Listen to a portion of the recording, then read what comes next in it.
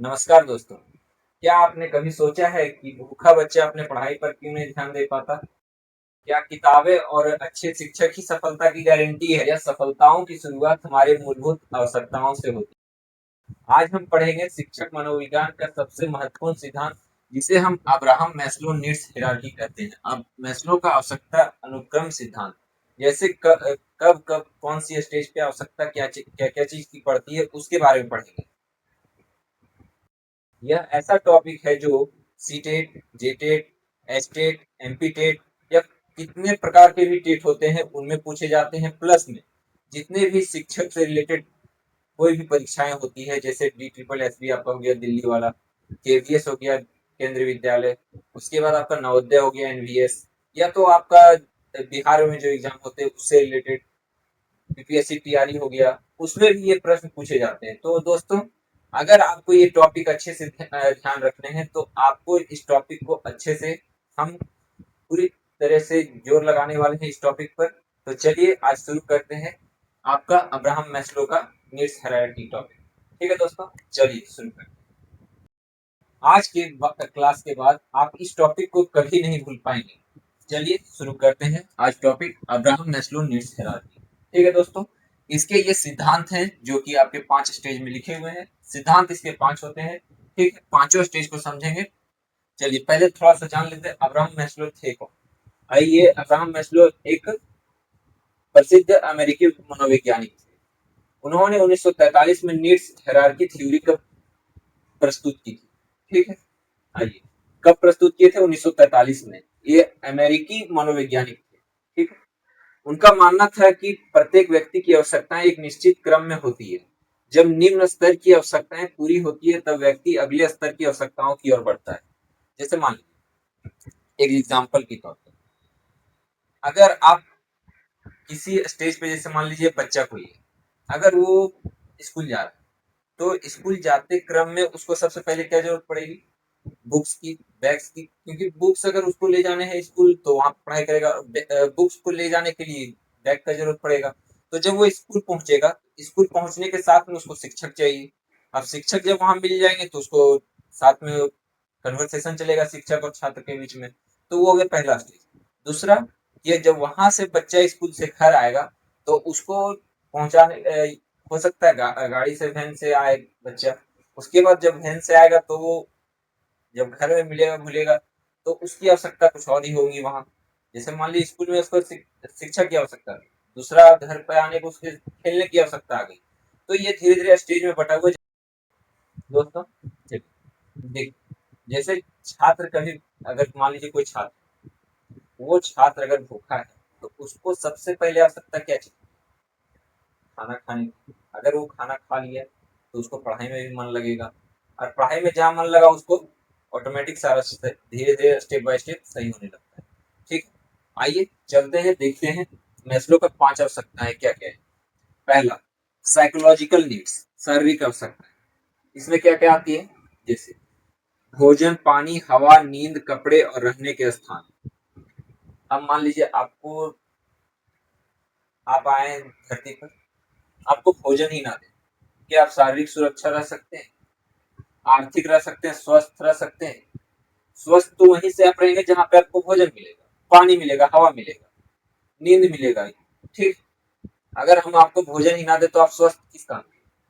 तो सबसे पहले जो आवश्यकता होती है मैस्लो के अनुसार, वो होती है भोजन की, पानी की, हवा की, नींद की, कपड़े या तो रहने का स्थान। अगर ये नीड पूरा हो जाता है तब फिर दूसरी नीड पर हम आते हैं। ठीक, यही मैस्लो कहते हैं कि पहला जब तक आवश्यकता नीड पूरा नहीं होगा तब तक दूसरे स्टेप पे चलना ही नहीं। उसका पहला स्टेप कंप्लीट होगा, उसके बाद दूसरे स्टेप पे चलेंगे। ठीक, चलिए। यदि ये पूरी नहीं होगी तो व्यक्ति किसी अन्य कार्य पर ध्यान नहीं दे पाएगा। जो भी बोले वही बात है कि अगर ये साइकोलॉजिकल नीड्स, शारीरिक आवश्यकताएं जो है, अगर वो किसी तरह से पूरी नहीं होती तो वो दूसरे स्तर पे जा ही नहीं सकता, दूसरे स्टेप।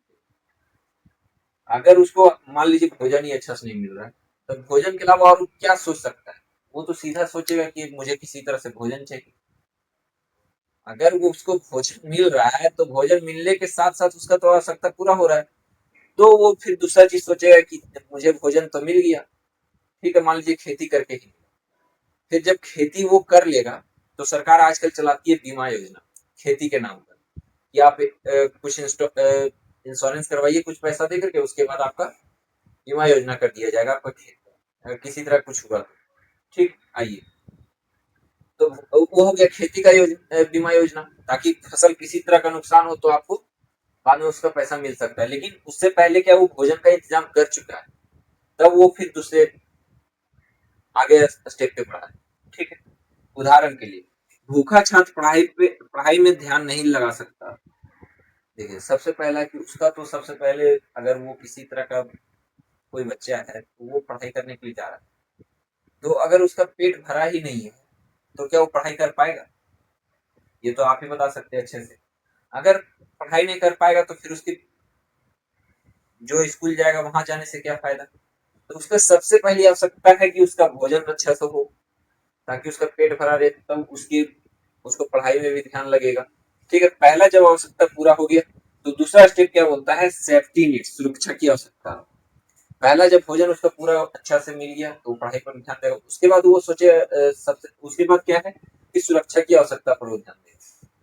शारीरिक सुरक्षा, आर्थिक सुरक्षा, स्वास्थ्य सुरक्षा और भविष्य की सुरक्षा करेगा। ठीक है, विद्यालय में सुरक्षित वातावरण सीखने की प्रक्रिया को बेहतर बनाता है। जैसे मान लीजिए बच्चा भोजन तो कर लिया, ठीक, तो जब भोजन कर लिया तो उसके बाद उसका क्या होगा कि वो जब स्कूल जाएगा तो वहाँ का वातावरण से वो मिलेगा खुलेगा।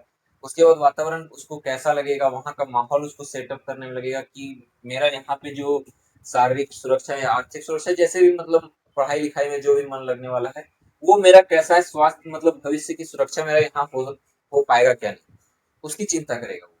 ठीक, चलिए आगे तीसरा, लव एंड बिलोंगिंग नीड्स, प्रेम व अपनत्व की आवश्यकताएं। परिवार का प्यार, मित्रता, अपनापन, समूह में स्वीकार्यता। जैसे पहला तो आपको भोजन मिल गया, जब आपको भोजन मिल गया, घर पे खाना ये सब मिल गया, तो आपको दूसरा आवश्यकता हुआ कि नहीं मुझे पढ़ाई करना है, पढ़ाई करके मुझे कुछ बनना है, तो आप पढ़ाई करने गए। ठीक है, आपको पढ़ाई करने किन्हीं को, मान लीजिए जो अच्छे किसान हैं उनको, उनका जब खेती भोजन अपना मतलब खेती का इंतजाम हो गया तो उसके बाद उनको शारीरिक सुरक्षा चाहिए, जैसे मान लीजिए स्वास्थ्य सुरक्षा चाहिए। खेती करना ही मेन मकसद नहीं ना, उसके पीछे तो ध्यान रखना होगा कि स्वास्थ्य भी मेरा सही रहे, आर्थिक भी मजबूत हो मेरा। ठीक है, उसके बाद तीसरा आ जाता है आपका लव एंड बिलोंगिंग नीड्स। जैसे कि तीसरा में आपका प्यार अपनत्व की मतलब, ये जैसे आपको आपको कभी जरूरत पड़े किसी दोस्त की, किसी फैमिली की, तो वो चीज की आवश्यकता आपका तीसरा स्टेप है। ठीक है, परिवार का प्यार, मित्रता, अपनापन, समूह में स्वीकार्यता। एक ऐसा छात्र जिसे शिक्षक और मित्रता स्वीकार करते हैं वह अधिक आत्मविश्वास से सीखता है। जैसे मान लीजिए कोई शिक्षक और कोई छात्र, तो जब तक दोनों में अच्छा कन्वर्सेशन नहीं होगा तब तक कोई उपाय नहीं। अगर दोनों में अच्छा कन्वर्सेशन हो रहा है तो एकदम सबसे बढ़िया है, क्योंकि उसको एनईपी 2020 के हिसाब से उसको सबसे बेस्ट माना गया है, जो टीचर और शिक्षक अपना एक दोस्त के माध्यम से लगभग सीखते हैं। कभी टीचर फैसिलिटेट कभी टीचर डिक्टेटर नहीं होता, वो फैसिलिटेटर के तौर पर काम करता है। बच्चा को आप फैसिलिटेट, जहां बज रहा है उसको आप आगे टानिए, ऐसा ना कि आप उसको धमका करके या डांट करके फटकार करके उसको आगे बढ़ाना, वैसा नहीं। वो हो सकता है वो बच्चा आप डांटिएगा तो वहीं रुक जाए, वैसा नहीं करना। इसलिए आपको उस बच्चे को अपने से अच्छे से कन्वर्सेशन में आपको लय टू लय मिला करके उसको आगे बढ़ाना है। ठीक है, जब तक, अगर आप जैसे मान लीजिए कोई भी आप उससे बात कर रहे हैं, अगर उससे अच्छा से बात कर रहे हैं तो उसका आत्मविश्वास बढ़ेगा, नहीं शिक्षक मेरे प्रति ध्यान दे रहे तो हम भी शिक्षक को आदर दें। ठीक है, आदर सम्मान दें। अगर बच्चा अगर कहीं अच्छा से सीख रहा है, हो सकता है आने वाले समय में वो बहुत आगे निकल जाए। तो ध्यान देने वाली बात है कि दोनों को लेके चलना। ठीक, आइए चौथा नीड क्या है? स्ट्रीम नीड्स, सम्मान की आवश्यकता। सम्मान, आत्मविश्वास, उपलब्धि, पहचान और प्रशंसा। जैसे मान लीजिए आपका तो दोनों के बीच में ये संपन्नता कन्वर्सेशन हो गया, अच्छा से हो गया, मित्रता दोनों टीचर और छात्र के बीच में। उसके बाद क्या होगा? शिक्षक भी अपना चाहेगा कि नहीं हमको भी सम्मान मिलना चाहिए, बच्चा भी चाहेगा कि ना मेरा भी आत्मविश्वास बढ़े, जो सर को बोले उनका भी हम कदर करें। ठीक है, उपलब्धि, पहचान और प्रशंसा। जैसे मान लीजिए बच्चा अगर कोई खेल के आया, कोई एक प्रोग्राम रखा गया, उसमें से बोला गया नहीं आज का गेम क्रिकेट का होगा, ये 2 टीम है जिसमें से जो जीता उसको एक कुछ भी मतलब रिवार्ड मिलेगा, ठीक। तो उसको उपलब्धि भी मिलना चाहिए ताकि वो सम्मान अपने आप को एक अच्छे स्तर पर दिखा सके। मान लीजिए कोई ड्राइंग कंपटीशन ही हुआ, तो ड्राइंग कंपटीशन में मान लीजिए किसी को बना 10 छात्र में सबको बोल दिया कि सीनरी सीनरी बनाया जाए, पहाड़ प्राकृतिक का सौंदर्य बनाया जाए। मान लीजिए 10 छात्र में से 2 छात्र ऐसे हैं जो एकदम अच्छे से बनाए, मतलब देखते के साथ लगता है कि ये प्राकृतिक से रिलेटेड चीज है, और तो छात्र वैसे ही बनाए हैं, लेकिन बात है कि 2 छात्र को ऐसा लगा, तो उसको हम कुछ पुरस्कार दे करके उसको प्रोत्साहन कर सकते हैं, उसको प्रशंसा करके उसको ऊपर उठा सकते हैं, ताकि और छात्र भी उसके पीछे लगे कि नहीं, अगर मेरे दोस्त को मिला है तो हम भी ऐसा करें अगले बार कि हमको भी मिले। हो सकता है अगले बार साइंस में एग्जाम हो या विज्ञान में टेस्ट हो तो उसमें दूसरा छात्र अव्वल लाए। इसलिए कोई भी छात्र अपने आप में यूनिक होता है, ये चीज को ध्यान रखना है। हर एक छात्र को आप हर एक चीज नहीं सिखा सकते। ये चीज है कि आप एवरेज तक आप सब चीज में ले सकते हैं। कोई ऐसा छात्र होगा कि मैथ में टॉपर रहेगा, कोई ऐसा छात्र होगा साइंस में टॉपर रहेगा। इसलिए हर एक छात्र को आप ऐसा नहीं कि हम इसको मैथ ही सिखाएंगे तो मैथ ही अपना करें, उसका सबका अपना अपना लक्ष्य होता है, ठीक। चलिए आइए, जब शिक्षक छात्र की उपलब्धियों की सराहना करते हैं तो उसका आत्मविश्वास बढ़ता है, यही तो बोले। जब शिक्षक और छात्र के बीच में जब वो छात्र कोई काम अच्छा करता है तो शिक्षक उसकी सराहना करते हैं, उसका थोड़ा मान सम्मान करते हैं, तो उस क्लास में तो उसका अपना आत्मविश्वास बढ़ता है कि नहीं, मुझे ये चीज करना और अच्छा से है, ताकि और आने वाले समय में इसे अच्छा से कर सकूं, ठीक। आइए पांचवा स्टेप चल सेल्फ एक्चुअलाइजेशन नीड्स, आत्म सिद्धि का की आवश्यकता है। अपनी सर्वोच्च क्षमता का विकास करना है, ठीक है। जैसे मान लीजिए कोई व्यक्ति है जो सारा चीज उपलब्धि प्राप्त कर ली है, तो वो अपने आप को सोचेंगे नहीं कि जैसे हमको कुछ सर्वोच्च करना है। वो चीज हो गया, यही मैस्लो के सिद्धांत का अंतिम और सर्वोच्च स्तर है। सरल भाषा में समझाएं तो जो व्यक्ति कुछ बन सकता है उसको वही चीज बनाना चाहिए।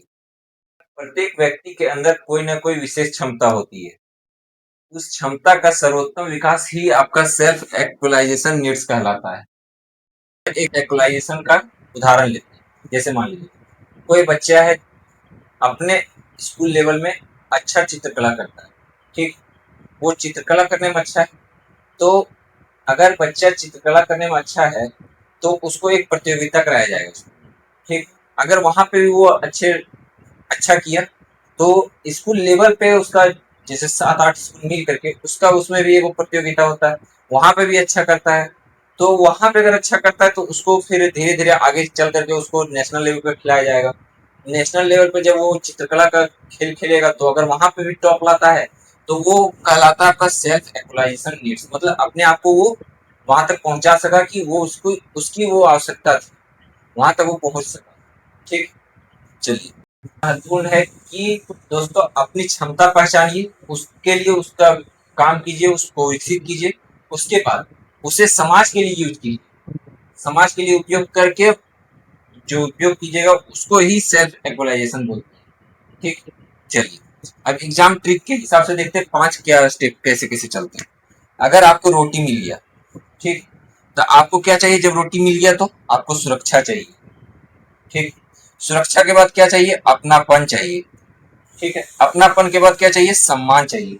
अगर सम्मान आपको मिल गया तो आपको आत्मविकास करना पड़ेगा। जैसे मान लीजिए अगर आपको रोटी ही नहीं मिल रहा है तो आपको सुरक्षा क्या चीज का मिलेगा, आप क्या चीज का सुरक्षा खोजिएगा, आपको पहले तो रोटी चाहिए। अगर आपको रोटी चाहिए तो रोटी अगर आपको मिल गया तो रोटी रखने के लिए आपको जगह चाहिए, तो उस जगह जहाँ पे होंगे वहां पे आपको सुरक्षा चाहिए। अगर वो सुरक्षा अगर आप अपने आप को दे सके कि बोल नहीं रोटी मेरा सेफ है, अगर तो उसके लिए अपनापन चाहिए। जैसे मान लीजिए रोटी मेरा भर पेट भर दे रहा है, उसके बाद उसका सुरक्षा भी हो जा रहा है, तो आप ऐसा थोड़ी रोटी पर निर्भर रहिए, आपको अपनापन भी तो चाहिए जिंदगी जीने के लिए। तो अगर आपका अपनापन मिल रहा है तो आपको उसके बाद क्या चाहिए, आपको उस बीच में जो अपनापन में रहिए उसमें भी आपको सम्मान चाहिए, नहीं तो आपको ठेस पहुंचा तो आप दूसरी जगह भी चल जाइएगा, इधर उधर भटक जाइएगा, ठीक है। उसके बाद अगर आपको सम्मान भी मिल रहा है तो उसके बाद आपको क्या चाहिए, आत्मविकास करना, ठीक।